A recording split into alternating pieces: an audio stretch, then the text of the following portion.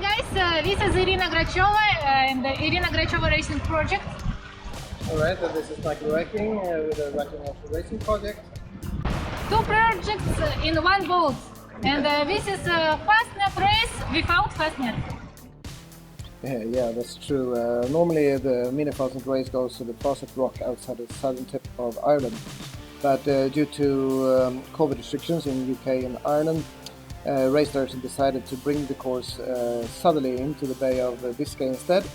And this is why this year is a bit different from normal years. 4, 3, 2, 1, stop! I lift the doговор.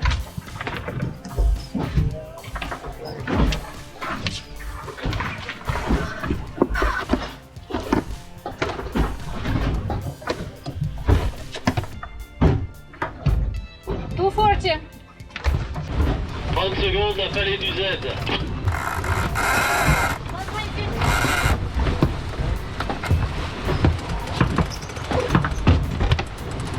10, 5, 4, 3, 2, 1, stop! 1 minute. Vallée du Z.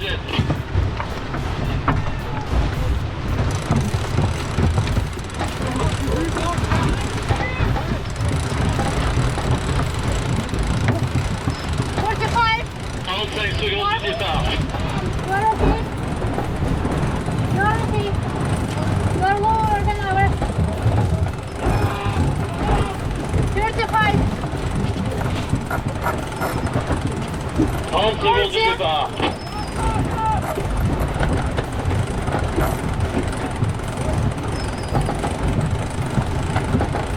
20 secondes du départ. 20.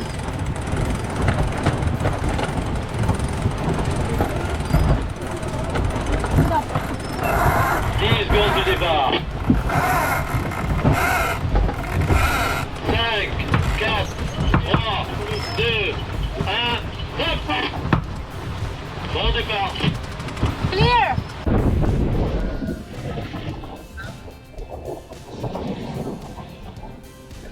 It will be later. We will need to talk about later. Yeah, I know, but I just say that we will have boats that will tag.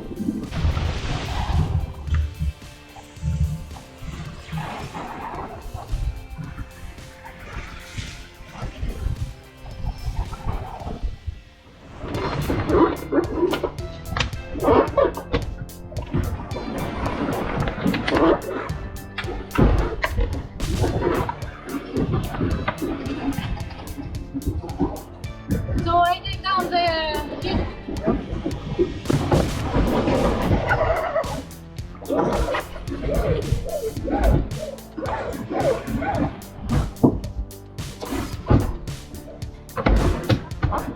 L'action 78 pour 727. Ready? Okay, Yeah. okay.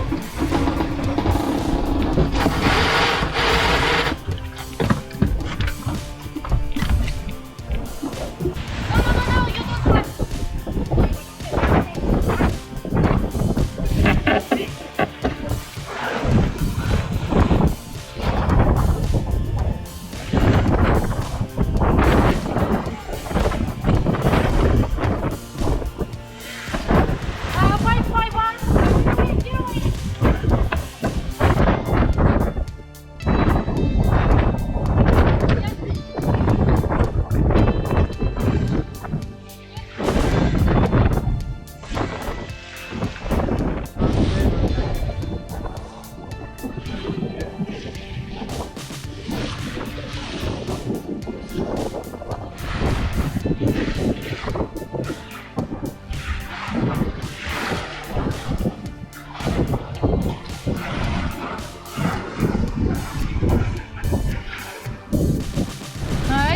It looks like we just passed the tacking fighting, the first part, and now it's a point of strategical decision to be more close to the shore or to separate with the shore and go a little bit to the bay, searching for wind shift more to the north.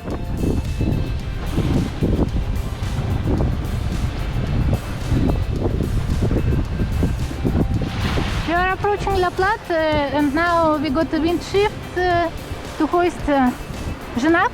It's a big hot zero.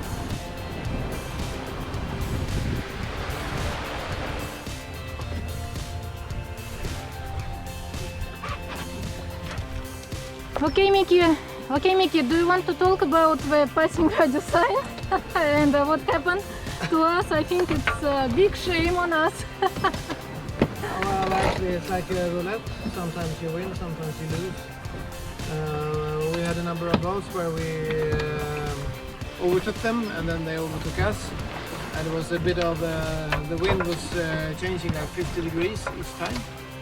And sometimes it was very good to be close to the shore, and sometimes it was the worst thing, the worst place you could be was to be close to the shore. So the funny thing is that it looked like we had a good speed towards the land, and then we started to go there, and then it was a big blackout of wind, and then everybody who seemed to be in the total wrong position before, they were all by a sudden in the right position. And then, yeah, what to say? Fuck-hypers, what to say? But now we are with a big spinnaker and trying to catch up and be better.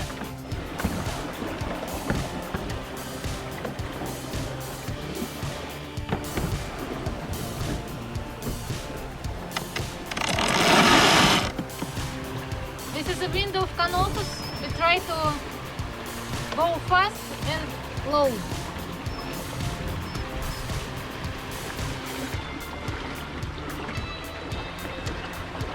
So it's another day.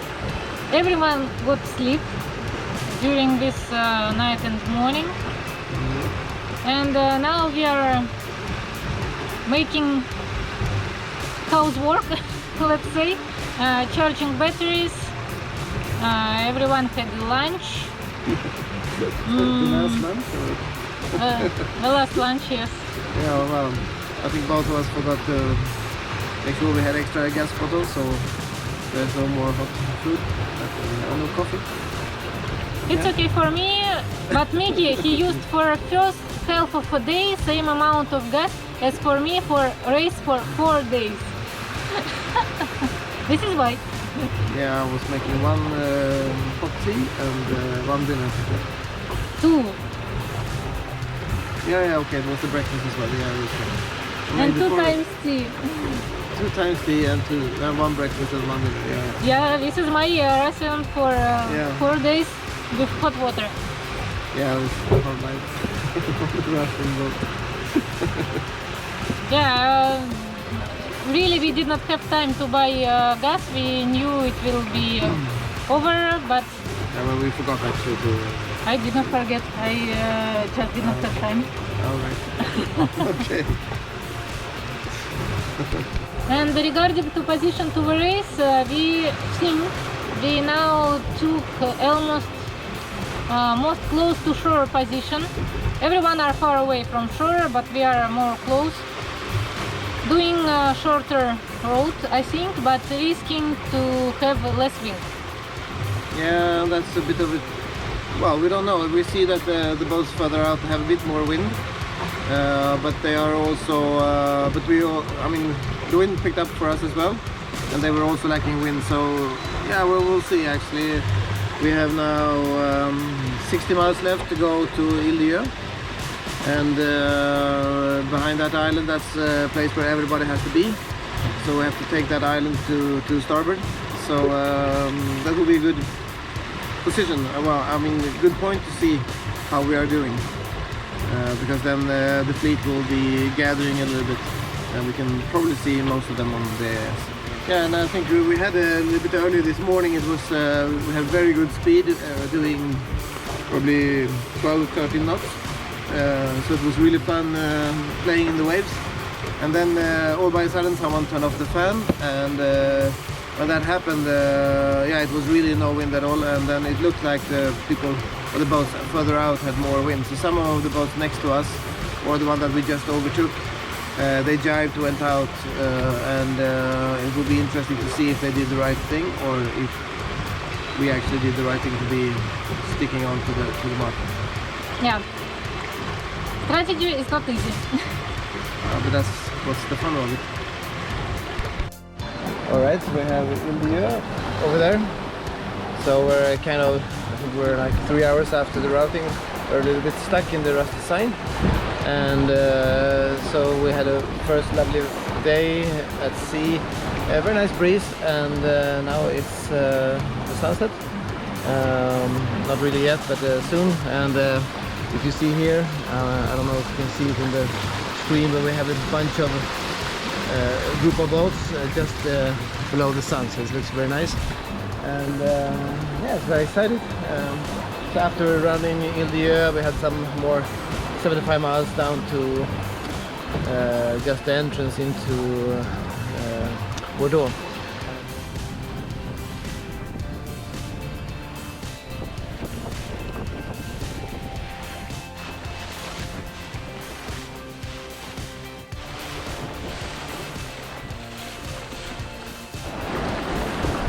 We are approaching the mark, BXA buoy, and this is our sister ship just in front of us. And here is the buoy, BXA. This is the buoy, BXA, the rounding, the southern rounding of the Fastnet race 2021. So far we have seen 3 boats in front of us, and so basically we are number 4. And we'll see if we can catch up one of them. I'm sure we can do. The 2 others are very, very fast new boats, so we will see.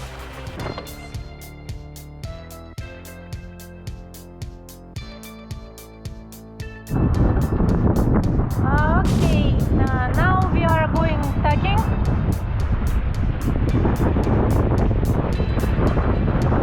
It's not very extreme, 10, 11, 12 knots of wind, a bit of wave, it's okay. But I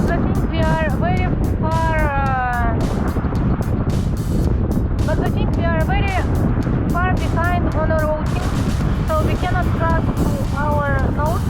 But in road book we have much more information, and the strategy for now is to keep going starboard tack and do speed as much as possible, and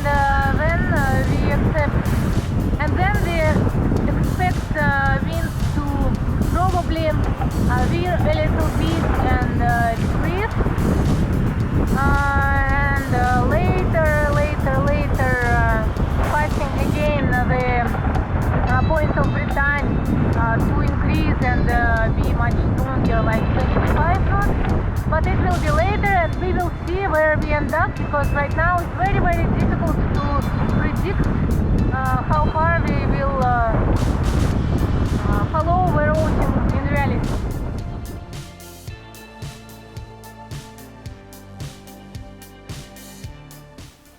Well, today the wind has picked up, and it's a bit more brutal this day. We had such a lovely day yesterday with a nice breeze and nice sunsets, and today we are actually paying for this champagne sailing that we had the previous days. So keel is fully canted, the waves are picking up, and yeah, it's starting to get pretty rough.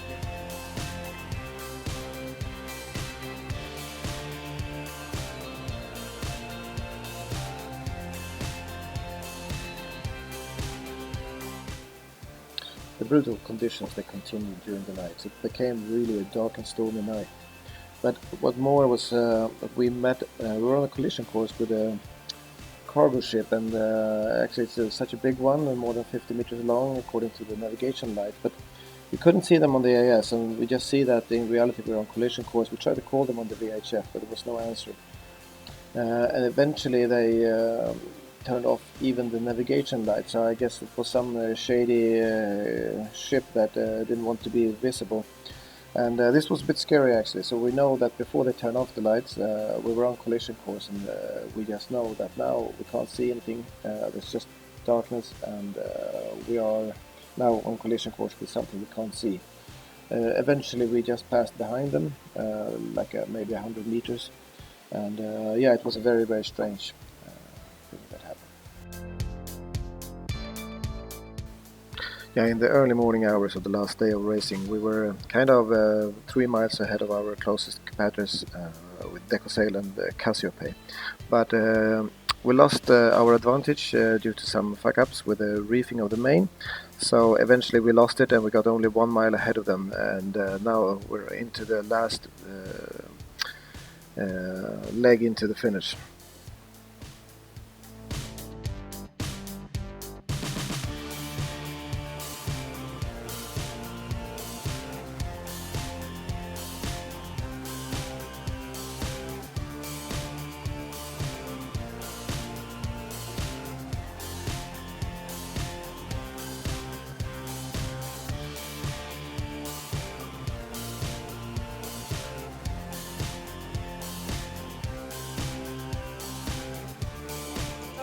For me, I don't know, it was fighting with myself all the way. I don't know, it was like something something very difficult. Sorry, all your life is fighting with yourself, yes? Yes, and this night was especially. So yeah, it was hard for me. It was the race was hard. What had happened in the beginning of the race? You was practically the last. Yep, we had some strategy, we had some tactics, and everything went wrong because the weather was not same as predicted. We could, I think we could get out from the bay quite good, but we were stopped at In the strong current. yes, in a strong current, and the situation for everyone was the same.